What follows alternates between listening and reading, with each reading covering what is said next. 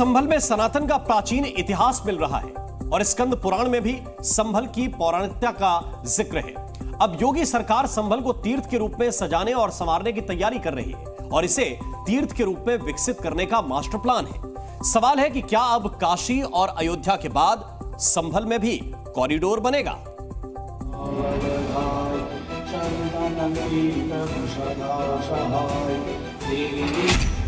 तीर्थराज संभल का प्राचीन मानचित्र है ये।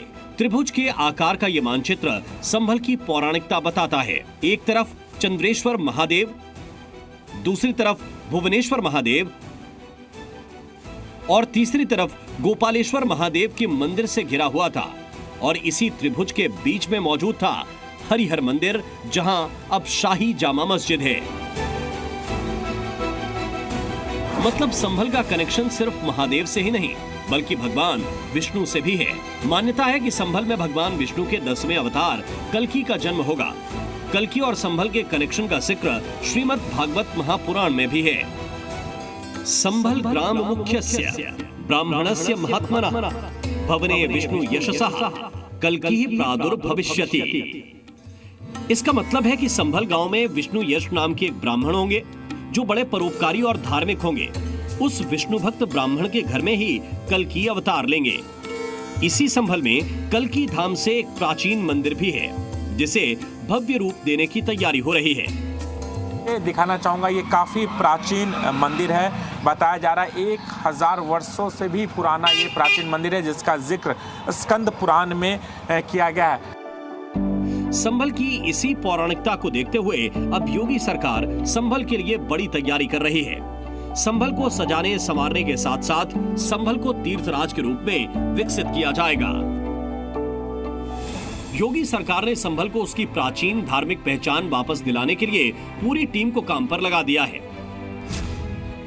अब तक काशी और अयोध्या का कायाकल्प हो चुका है। प्रयागराज में भव्य महाकुंभ की तैयारी हो रही है। अब सवाल है, क्या संभल तीर्थ में भी कॉरिडोर बनाया जाएगा? संभल की गली गली में सनातन के प्रमाण हैं। पिछले दिनों कई मंदिर और कुएं मिले हैं जो बरसों से छिपाए गए थे। संभल तीर्थ में कुल 68 तीर्थ और 19 कूप मौजूद हैं जो 24 कोस में फैले हुए हैं। कार्तिक के महीने में 24 कोस की परिक्रमा भी की जाती है।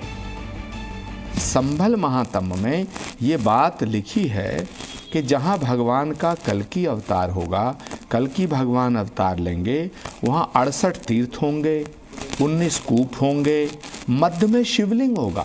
जहाँ भगवान आएगा, आने से पहले वहाँ अपने आप मंदिर प्रकट हो रहे। तो ये तो मुझे लगता है चमत्कार जैसा है। संभल में मौजूद कदम का ये पेड़ संभल के वैदिक इतिहास का अहम हिस्सा माना जाता है, क्योंकि कार्बन डेटिंग से इस पेड़ की उम्र 5000 साल से भी ज्यादा आंकी गई।